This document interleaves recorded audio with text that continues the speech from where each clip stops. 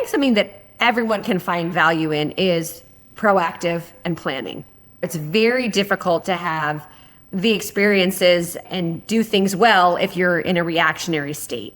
When I was in peril back before, it was like, oh, I need $1 tomorrow. How can I get $1 tomorrow? Because I have an expense that's going to take out 95 cents and I don't have the dollar. It leads you to make maybe quick decisions, but it doesn't allow you to make meaningful decisions. So for me, I love events. I love parties. I love photos. I love things different. So I leaned into it. So yes, we have become very well known for our theming.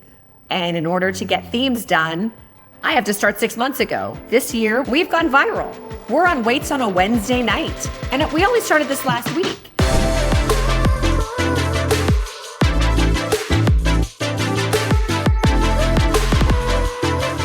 Hey everybody, welcome back to the Restaurant Growth Accelerator podcast. I am your host, Andrew Scott, multi-unit location owner for almost 20 years. And now with Ownershift, we help people increase their sales. We help them get more freedom with their time and put more profit on the bottom line. And yes, I purposely rhymed that. So awesome.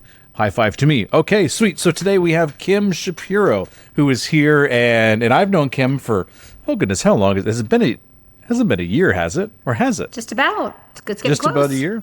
Okay, Yeah. Well, hey, we're getting along there. I should probably write that down in a journal somewhere so I remember. But Kim, welcome to the show. Glad to have you here. Thank you. I'm happy to be a guest. Awesome. So let's dive in. So tell me a little bit more about your restaurants and just kind of give me a little info for the listeners. Obviously, I know kind of what you have going on. But yeah, let's start there. Let's talk a little bit about that. And then what we're going to do is get into a little bit more of what you do differently that maybe other people can try and replicate or things that have made you successful. And we'll just dive in and give as many tips and tricks along the way as we can. Sounds great. Awesome. So I started in the restaurants. My family owned restaurants in South Florida. So I grew up around the restaurant industry, aunts and uncles that had properties. So we'd go to visit, and when you go to visit a family member who has a restaurant, you get to order whenever you want and, dessert and multiple Shirley Temples. And, when you're 8 years old, that's like amazing, extra cherries, no charge, that kind of thing. So I think I got enamored with the restaurant business early, for sure.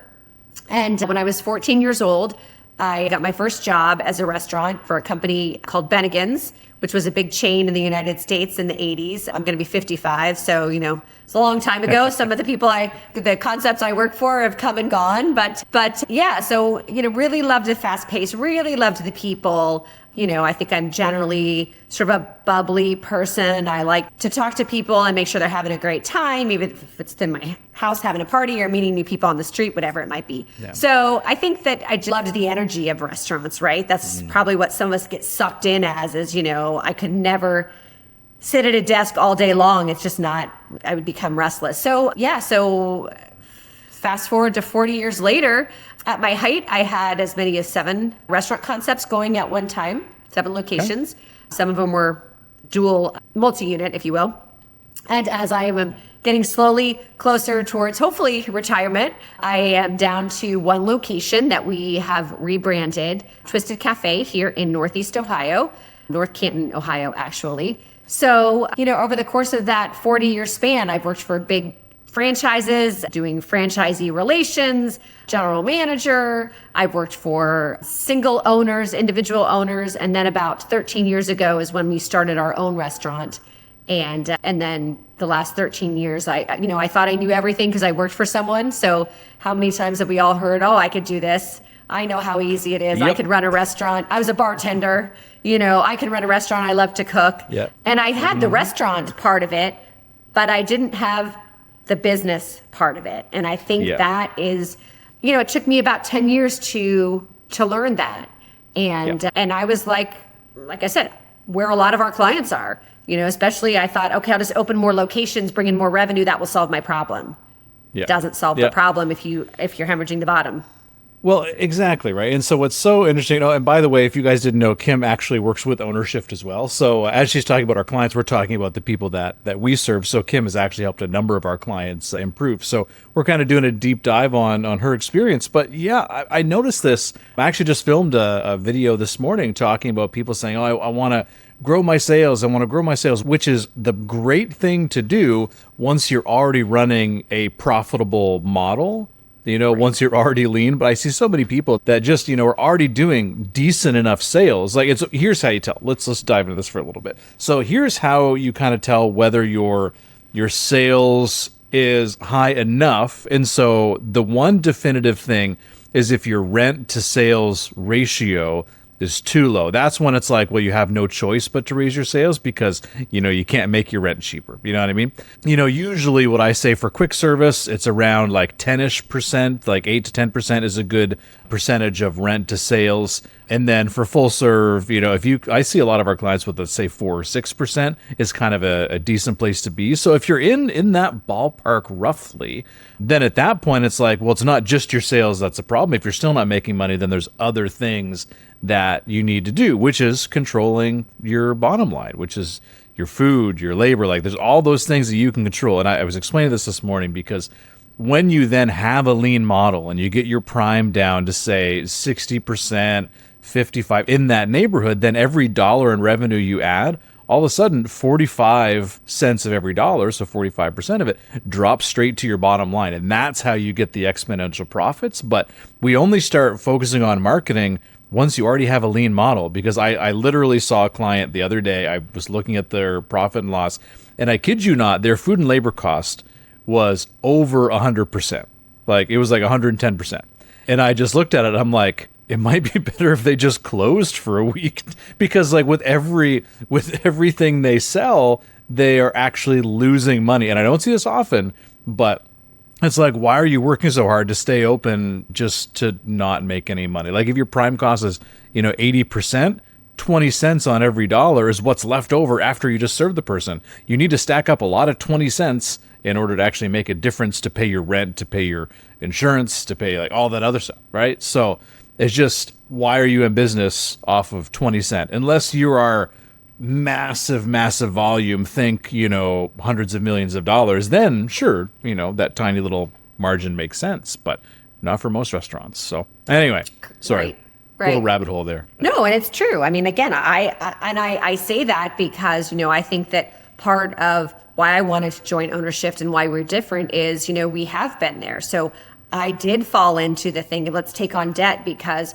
we need to open more locations because more revenue solves my problem. Right. And quite frankly, for someone, like me and a lot of our restaurant owners that get into, for the energy side, the restaurant side of the restaurant business, that's where the fun is, right? It's more fun bringing in more people and new people. It's not so fun sitting in a room with numbers and trying to figure out what to cut, So I think that's, at least for me, I will speak for me, that was, I did 10 years of doing that and not really finding a change. And then when it became time, for me, it was, like right around the COVID time, it was like, okay, you know what? We got to do things different. And that was a wake up call for me. And, that I went through, well, I can't reduce my labor because, Trevor needs hours and he has this. And it's like, okay, well, my job as the owner is to run a profitable business. That's when you have to step back and say, what is my job?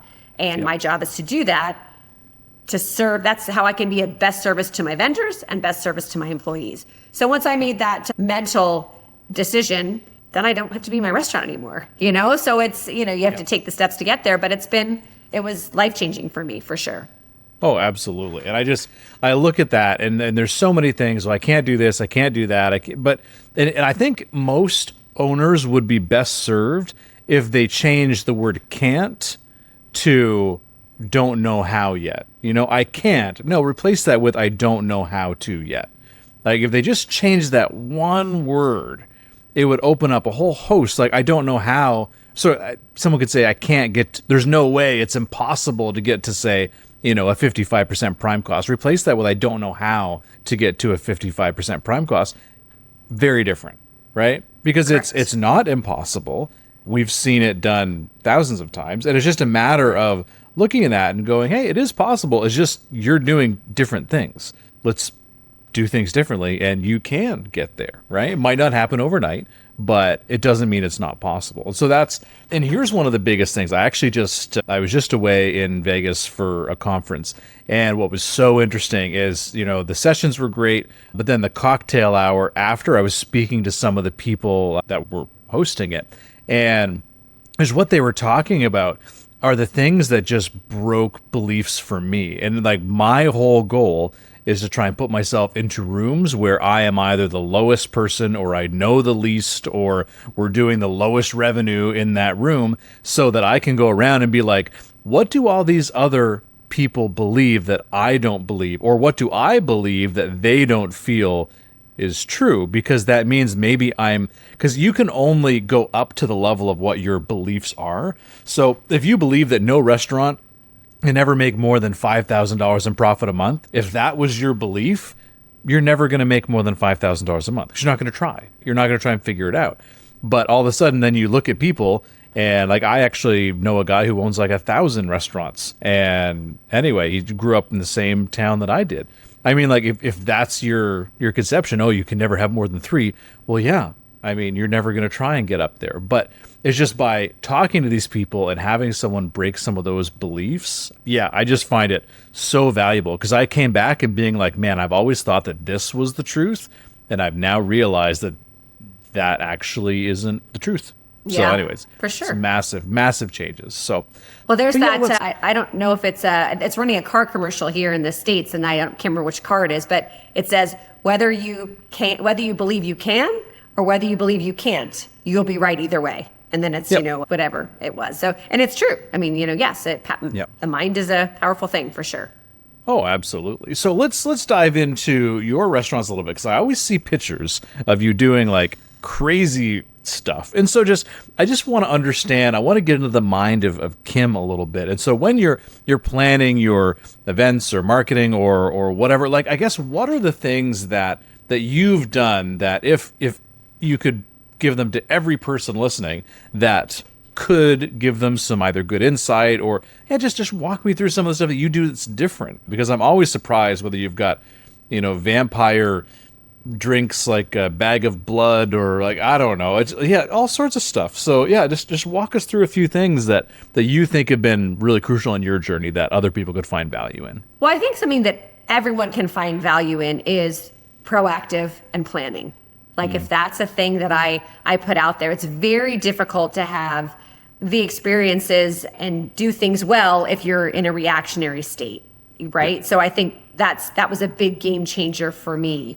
And actually, let's stop there for a second. So describe the reactionary state, and then we'll dive into what the opposite of that looks like. Yeah. So I guess the reactionary state for me when I was in peril, if you will, back before things happened, it was like, oh, I have to chase $1. I need $1 tomorrow. Like, how can I get $1 tomorrow? Because I have an expense that's going to take out 95 cents and I don't have the dollar. It leads you to make maybe quick decisions, but it doesn't allow you to make meaningful decisions. So I think that's what I mean by not being reactionary. And you can't make good decisions sometimes because, you have this myopic view of my goal is to get $1 and that's my goal today, as opposed to being able to have the vision of stepping back and looking from a drone level down at your business and saying, oh, here's a pocket that I can fill. Here's a pocket I can fill. Here's a pocket I can fill. And once you have a plan to fill all those pockets, now you really have something sustainable. Yeah. So I think that was also a big thing for me but you have to get the time and believe, to your point, that is the best use of your time as opposed to, oh, we're out of tortillas. Let me run to the store, that kind of thing. Well, it's so funny because of all the things, like as soon as you said, like planning ahead, and I'm like, damn, that's sexy. Everybody's going to write that down immediately. But the funny thing is everybody that I bring on that are all successful, high performing owners and people that have now gotten to the place where they are all working on our coaching team, helping others. Every single one of them has been consistent in saying that planning is the key thing that moves the needle in the business. When most people who are sitting there like, planning, what the hell are you talking about planning? Like, I need money tomorrow, because it's a different headspace, right? So like, right. I mean, I just remember back in my days when I'm not that old, but like it just, when I was first starting, it would be a situation where, I'd have payroll and I'd have, my Cisco bill coming out on a Monday. And so I remember first thing, I'd be waiting there first when the bank opened at like 9 a.m. or whatever. I'd be there with my deposits from the weekend because of course it was mostly cash back when I started. So I was just waiting there to literally get it in because I needed to then go and pay my Cisco bill. I needed to have enough money there for payroll. And if I didn't do that, if I missed the weekend deposits, we wouldn't have had enough money. And that was just, it was always the focus. And then all of a sudden, when I had multiple locations, it's like, well, this store's out of lettuce. Okay, well, I got to go grab it from this other store and drive it over, and I got to do this. And so your day is filled with survival mode things instead of actually looking forward. And this is something we talked about as a coaching team the other day. We just talked about how a lot of our clients, when they come into us, and a lot of restaurant owners in general, it's like they're on this little tiny raft in the middle of the ocean, and all of a sudden this big waves comes over, like, oh, a piece of equipment breaks down, boom, big wave, and it throws them to one side, and then boom, they enter in a slow month like September for Labor Day where sales tend to go down, boom, they get hit on this side, and then, boom, there's another thing, vendor price increase, boom, their manager quits, and they're just like rocked back and forth like this storm and they're just doing everything they can to survive. And so what we help them do is actually hop on like a plane, which is there above the clouds. It doesn't get affected by that storm. It sees the storm, but it's not affected by it. And so that is the difference that it makes, is we need to solve enough of the problems to get people to a vantage point where they can plan. And I think that has made such a difference for me in my business, predicting when turnover is going to be. Because everybody knows if you lose 2 or 3 team members in a location where maybe you have 12 to 15 staff, 2 to 3, that's a sizable number. It means you're thrown back into the business.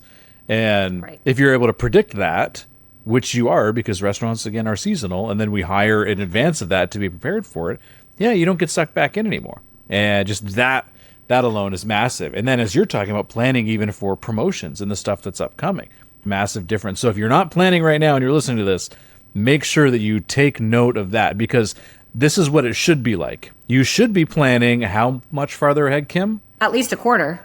Yeah, exactly. So I was going to say 3 months ahead. If you're not planning 3 months ahead for both your people needs, your pricing, your finances, your marketing, all of that, you should be planning 3 months ahead. And if you're not, that means you're just getting behind. As Ricky Bobby said, if you're not first, you're last. No idea if that even makes sense in this context, but anyone who's seen that will find that funny. Okay, sweet. So as you were saying, planning is the first step. So yeah, let's move on from that. So after that, or unless you have some tips specifically that you do from a planning perspective, let's dive into that. Well, I would say the biggest thing to your point is, yes, even if it's on a Sunday, and I like to say, don't let perfection get in the way of progress. There's no such thing as a perfect campaign. There's no such thing as a perfect week, a perfect shift. Yep. We all have something that goes on. So I think a lot of people get stagnated by like, oh, well, I'm never going to get that done. Start with one thing, pick one thing different. And, we have been, for us, I stopped, and when I was sort of having this epiphany of what can I do and what did I think my role was as an owner. And, my role as an owner wasn't to run to get tortillas, right? So once I figured out what that was, like, what can I offer differently? And then, I stepped back and said, what's my unique selling proposition? No different than they would tell you in business school, or if you're selling a widget. Like, why is my widget better than somebody else's widget? And I think that as owners, we need to remember, what are we offering? Why is my pizza better than that guy's pizza? Why is my Mexican why is my margarita better than that person's? So I forget, we got into it for a love of the restaurant part. So we need to tell our story and what that looks like. So for me, I love events. I love parties. I love photos. I love things different. So what fulfilled my soul, if you will, as the restaurant owner. So I leaned into it. So yes, we have become very well known for our theming. And in order to get themes done, no different than retail, I have to start 6 months ago, because if I'm going to manufacture how to serve you spaghetti on a floating skeleton, I got to figure out the logistics of that. Then I have to have someone make it. Then I have to photo it in order to get on social media. And, we have been, I don't want to say lucky, because we put in the hard work, but this year we added some new things, like, to your point, the Dracula bag and our floating spaghetti hand. We've gone viral. We're on Waits on a Wednesday night. And we used to have tons of capacity. And we only started this last week. I think that it is some things, your creativity and your experience, you can lean into that for marketing because although it is not immediate, it's sustainable. And this is now my 7th Halloween. And 30 days, when we say, hey, 30 days to Halloween, we're already starting to get that benefit. And I think that where a lot of our owners, like where I was back in the day, marketing meant discount, discount, discount. It's not what it needs to mean. If we can plan, it can mean better experience, seasonal items that we can price correctly, right? That you give a fun name to, or you serve it uniquely, or, limited time offer. And those can be our 20 to 25% food cost items, where if we're discounting something that we haven't even priced correctly, all we're doing is, to your point, giving our net sales are actually going down, down, down. So, it is taking a look at what you can manufacture and do differently. And that does require planning. Yeah. Well, I was going to say too, for marketing, thinking about it that way, most marketing is what can we do last minute? Hey, our sales have dropped. Now what can we do? It's all reactionary, right?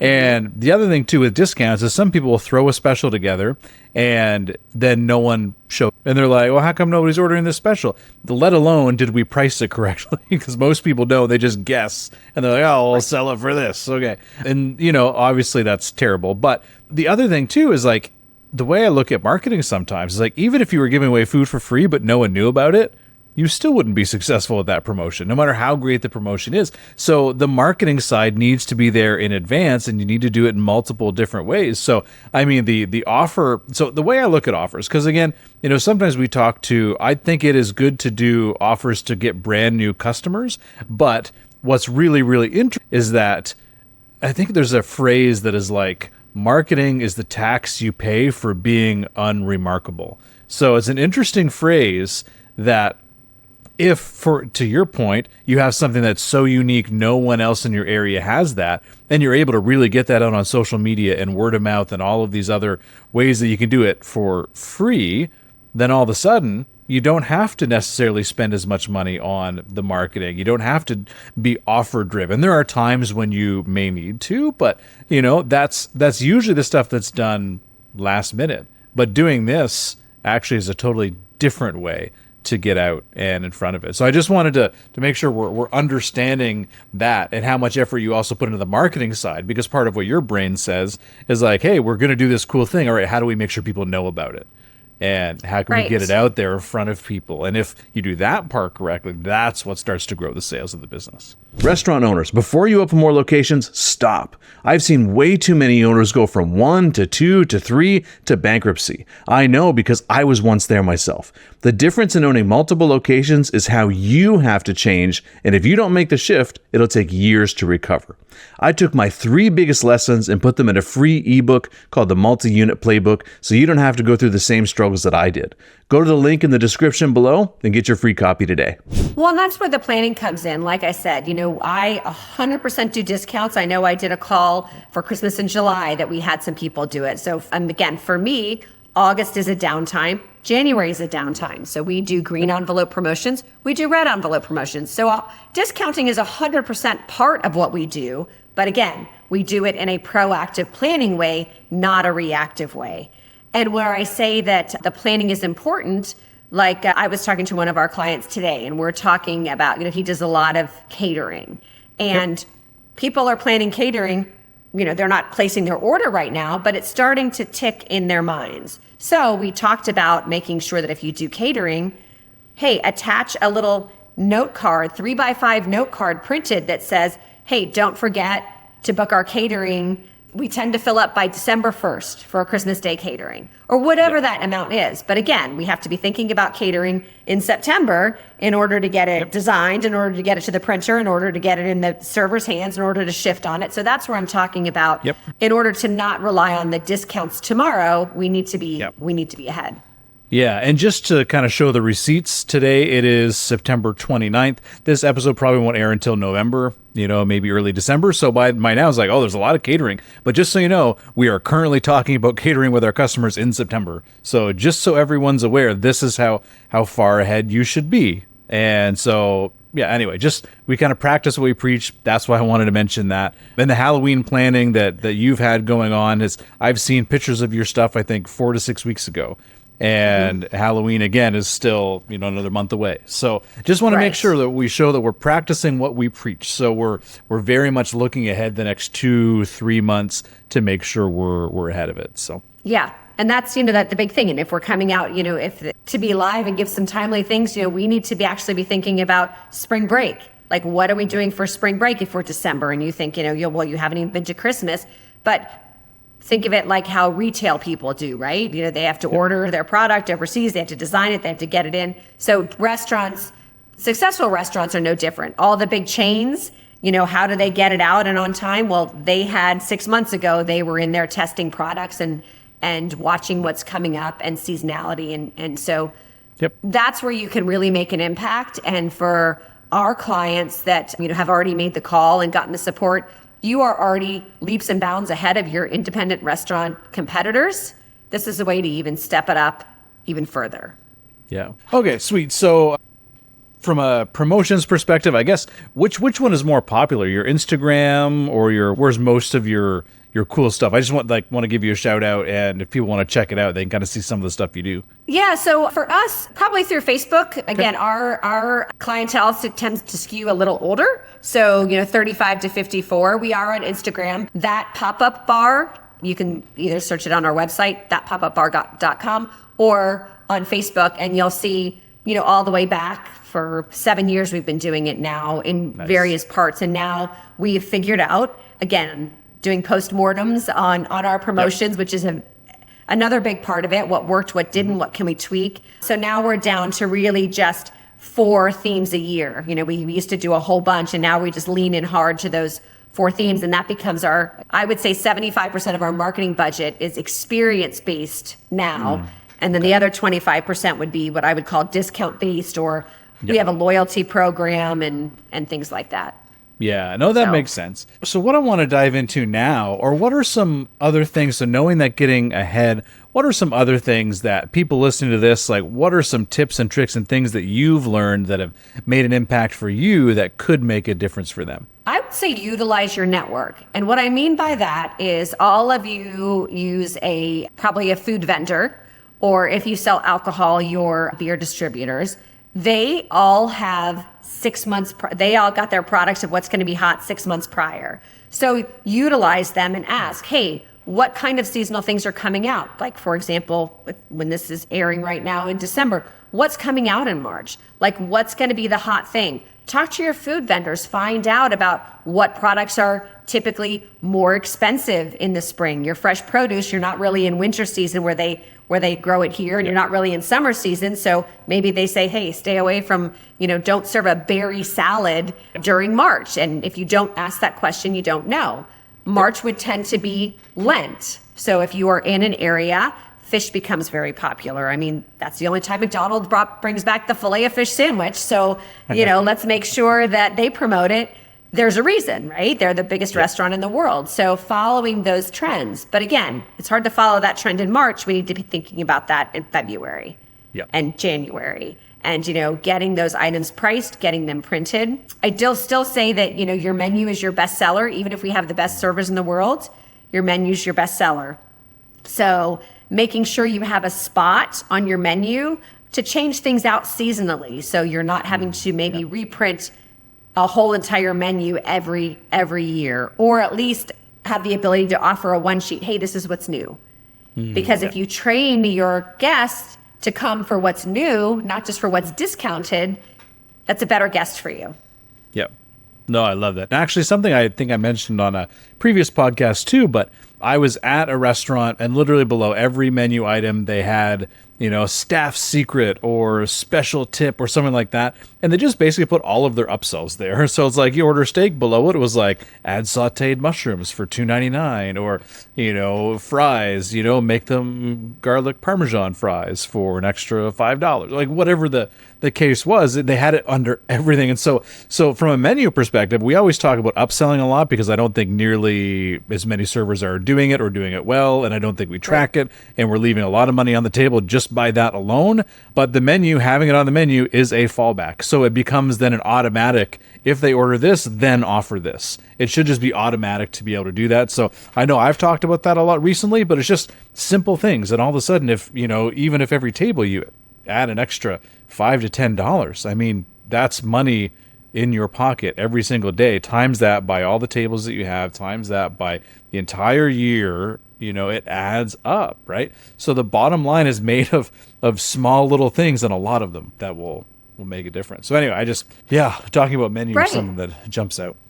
Well, four walls marketing, again, your best customers are the customers you already have. We always talk about, and any business will tell you, it's way more expensive to go acquire a new customer than it is to maintain an existing customer. And yes, it is with great service and, and great food and a great experience, but it's also with enticing them for what's next. What other experience can I come here and have? And so if you have the ability to, it's not sexy, it's getting back to the basics, right? I mean, the posters in the restroom, if that's part of what you've got going on, can you put something on the table tent? Can you, back in the day, again, I'm old, but, TGI Fridays used to have the buttons that tell you what was coming up. Ask a server about our jumbo margarita or whatever it might be. Don't forget there's an opportunity when you drop a guest check. Maybe that's an opportunity for a bounce back or to let a guest know something different. Like we offer catering, or, don't forget $9.99 burgers on Wednesday night, so all of those kind of things. So, but that requires planning. And so, again, circling back to planting the seeds. Yeah, planning, training, and execution. And I just think there's so many opportunities that get missed because we are just stuck in survival mode all day long, that if we actually could get out of that and think with intentionality about what we're doing in our businesses would be better. The downside is most restaurant owners that I have met are not very good at time management.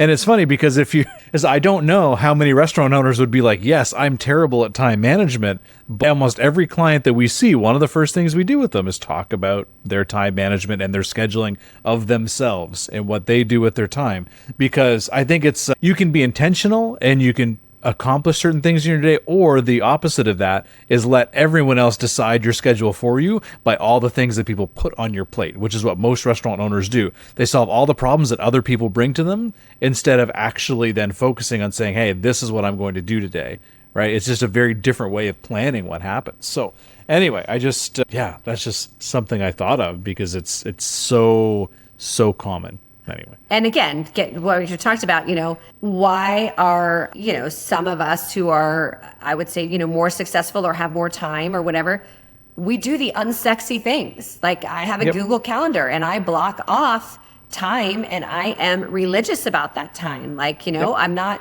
barring a medical emergency. And even then, take a couple aspirin and you just gut through it. You just, you have to get it done and you have to, schedule that and then schedule the downtime too. But, in addition to the restaurants, I'm a coach and I have clients here. And then again, here in Northeast Ohio, we do a couple big events. So we do a Halloween event every weekend and we do a Christmas event. So people are like, how can you do it all? I can barely get it done. It's like you manage your time correctly, you can do a lot. Yeah, no, I love that. And it's simple concepts like time blocking and literally saying, okay, when am I going to block a time for me to get this done?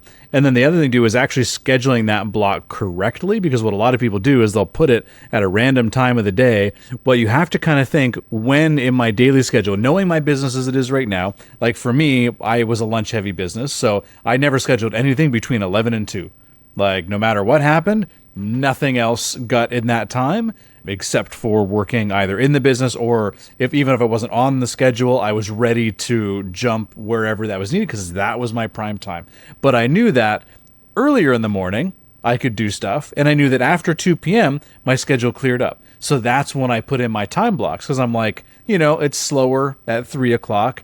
Much less can go wrong, and the likelihood of getting someone, say if someone calls in sick, we could just get someone to stay from the lunch shift a little bit longer and it's fine. So I put my blocks there to do the stuff that I had to do. But some people are just putting it in the middle of their busy season or when they're trying to take their kids to school. I'm like, well, no, that's never going to work. So like you actually have to think through your day and what is the least likely time where I'm going to get interrupted or, have something come up. And we just don't think like that because yes, everyone says, oh, the restaurant industry is unpredictable. But ironically enough, even if it is unpredictable, there are still patterns that we can 100%. look at. Right. And then if something comes up and it takes your block, well, then you move it somewhere else, and that's what most people don't do. It doesn't go away. It's still there. Right. Yep. Right. And I would say another radical thing that I did that was a game changer. I'm not suggesting that it works for everybody else, but because of how we choose to do the marketing with these big events and whatnot, and we can skew our sales. Again, it comes in the planning part of it and being proactive. Yeah.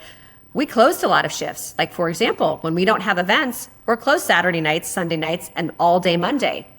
For us, we were able to look at, okay, how can we lean into the business? What can we do? And we built our brunch business on Saturday and Sunday. So now our sales are the exact same week to week. Actually, last week, we were $8,000 that week prior with 4 less shifts. So sometimes it can be about taking a look at your sales, and if time is an issue or you feel like you can't, is there an opportunity for you to get some of that time back? What are you trading off? Most restaurants, Monday morning is not that big a deal. Can you schedule yourself out of the restaurant on Monday morning? What can be done? What can be done virtually? So it is getting a little creative if you are not great with time, talking to your coach and looking at things to find you that time, because I promise if you work that time on your business, you will be leaps and bounds ahead of any revenue or, labor that you feel you're saving because you worked in the restaurant instead of paying someone $15 an hour. It will multiply, exponentially. Yeah. You know what? I hear it all the time too. I just had this conversation the other day about, owners that insist on doing their own bookkeeping. And it is so, I know you make a face because, but anyway, so here's the thing, right? People say, oh, I'm going to save money. I'm going to do my own bookkeeping. And then what I've found with every single person that does their own bookkeeping, it is always at least 2 to 3 months behind on average. And when it's done, it is not correct. Right. And so then the whole point of having bookkeeping is so we have data to make decisions on in our business. And if we don't have that, right, we end up flying blind. So we need some numbers to be able to do that. And so what I always said is like, number one, I think bookkeeping costs me like $200 to $300 a month or something like that for my locations. And you see, the thing is, I probably could have spent like 30 hours doing it. It just would have made sense to get someone else who could do it twice as fast because they know what they're doing, as opposed to me trying to like take a course in how to do it. Because there was a time when I thought about doing this back when my sales are really, really low. I'm like, oh man, I'm going to save money. I'm going to save that $200 a month or whatever it was. And the bookkeeper just kind of laughed. And she's like, okay. And she's like, I'll show you a little bit of what to do. It wasn't very long before I handed that back. Just because there's so many other things I could do with that time that would be way better served as a business owner rather than trying to be a bookkeeper passively, because restaurants, there is a lot of receipts. There's a lot more work for bookkeeping for restaurants than there are for, say, some different businesses. So the whole thing is you're trying to save money and then it doesn't even end up getting done right or on time. And the question is, like, say this person gets paid $25 an hour or $30 an hour, whatever the going rate for a bookkeeper is.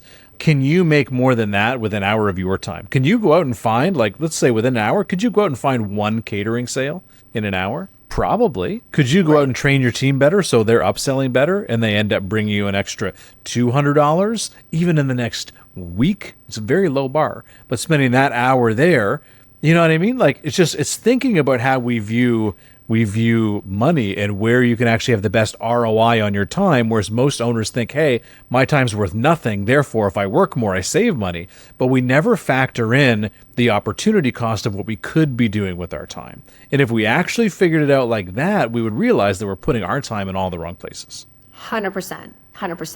And I think that especially when it talks to the bookkeeping aspect or the money of it, truthfully, the tool that I know I use with every single one of my clients, and it's the weekly tracker, because it takes 10 minutes to fill out every week. You get a very good snapshot of your business. And when you fill that out, correctly, and every week we can make decisions before the month's over. So we can make those changes, we can make those transitions, and we can correct behavior. If we have a kitchen manager who's over ordering, but we're 3 months behind on putting in our invoices, we've lost all that time to make any impact on our food costs. It's gone. It's done. Right? Correct. But if week one we say, wow, Susie blew the budget, let's make some corrections. Okay, Susie, you were way over by $1,000. Let's make sure that the next week the budget is $1,000 less because we should have the product on the shelf. And and making those. And that's how we've been able to have some really big impacts really, really fast, by giving our clients usable tools, that they can put into practice, that take 10 to 15 minutes of their time in utilizing these, and they're actually actionable items that then they can use the information and make decisions. Yeah, 100%. And that's what I love about some of the stuff we do. Is I had someone ask me about that particular tool the other day, and I said, well, it's not an accounting tool. That's not its purpose. It's not designed to file your taxes. It is designed so you can have quick access to fairly accurate information so that you can make decisions quickly to save money. Because otherwise, like you said, by the time you get a P&L back, even if it is done by a bookkeeper, it's usually a week or two past the end of the month. And if you had a problem in week 1 of the month, all of a sudden it's 6 weeks from the time that problem arises until you actually learn about it. And then by the time you fix it, you're already halfway through the next month. So that's 6 weeks of either overages or issues when you could have actually looked at that in week number 1. So massive difference, just the little things. And I think probably the theme of our call today, which I did not anticipate, was just how unsexy the basics are, but how sexy the results of the basics are. Right. We're bringing unsexy back instead of sexy back. We're bringing unsexy back. I won't sing for you, but yeah, I mean, that's maybe that should be a new tagline, right? We're bringing unsexy back. It should be, honestly, because I'm looking at it, and anyway, it's because the best businesses in the world, they don't do crazy sophisticated things. Their just execution standard on the basics is just infinitely higher than everyone else's. Right. Like what they will tolerate is so much less than what everyone else will. Like that team member that you've had working there for, 3 years, and they've never really done the job, but they haven't really done anything wrong either. So but they show up. Showing up becomes our bar. Like, oh, well, they don't call off. Okay, that's where our bar is. Yeah, well, exactly, right. And so that's the thing that we have to understand is like the standards that we allow. So it's not what we preach, but it's what we tolerate that becomes our minimum standard, right? Right. So that's why there's this quote that I use: "You get what you tolerate." You know what I mean? So if you're accepting people that call out all the time, well, that's what you're gonna get more of, right? And so you have to make that change. And so just like these little things that make such a world of difference for people, but.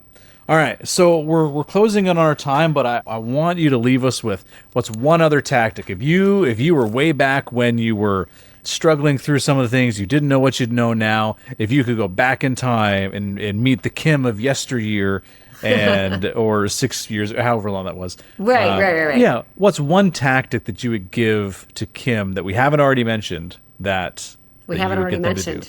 Yeah. So here's what I would say that you would do is, and this is what I did. I saw this on a different podcast for someone who did some marketing, but I would visit your competitor, and I would visit your competitor with the idea of looking for what they do right, right? Because it's very easy. A lot of us want to build ourselves up. We want to make sure that we, tear someone down. So whoever's in your marketplace, whoever that person is, whatever it is, order takeout.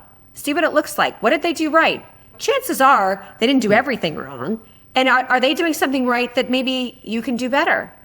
Because if you feel you're already elevated, let's look at what people are doing and just level up our whole business, right? Yep. I do. I go to chain restaurants at least twice a month to see what they're doing. You can learn a lot, to your point. You go into a room and, you want to be on the lowest level. Open your eyes, because you can learn things that will make your restaurant better if you are open to the fact that belief that there are people that do it better than you, or there are people that do something better than you, and your job is to learn what it is to level yourself up. So that's what I would say is don't look at your competition as competition from the negative. Look at where you go from a positive and what can you take back positive from that experience wherever you go and put it into your personal business and your personal life and your business. And you will level up very, very quickly when you focus on positives as opposed to the negatives.